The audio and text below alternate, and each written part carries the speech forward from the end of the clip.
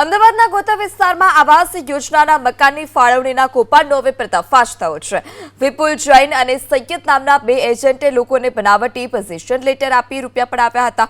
Town development inspector Amit ઠાકોરે Sola police સ્ટેશનમાં ફરિયાદ નોંધાવતા પોલીસે વિપુલ નામના આરોપીની ધરપકડ કરી છે। બંને આરોપીઓ બોગસ એલોટમેન્ટ લેટર અને ચાવી આપી લાભાર્થી પાસેથી 2 થી 4 લાખ રૂપિયા પડાવ્યા હતા। લાભાર્થીઓ ફ્લેટમાં રાયફા પણ જતા રહ્યા હતા। જોકે ફ્લેટ પર ચેકિંગ કરાતા આ સમગ્ર કૌભાંડનો પર્દાફાશ થયો। અમદાવાદ મહાનગરપાલિકાની તપાસમાં એક વર્ષ બોગસ એલોટમેન્ટ લેટર મળી આવ્યા।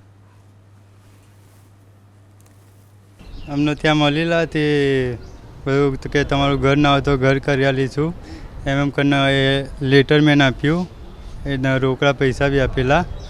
પછી જેમ જેમ ડોક્યુમેન્ટ આવતા હતા એમ પૈસા આપતા રહ્યા। પછી જ્યારે લોન કરાવવા ગયા ત્યારે અંદર ચેકિંગ આવેલી તો કે બધું ફ્રોડ છે કે એવું કહીને વિપુલભાઈ અને સૈયદભાઈ કરીને છે એ બે વચ્ચે રહીને કરાવેલું।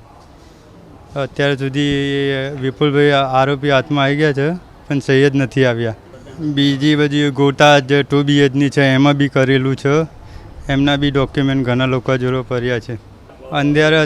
અત્યારે 20 જણ આવ્યું છે, હજુ ઘણા બાકી છે આવવાના।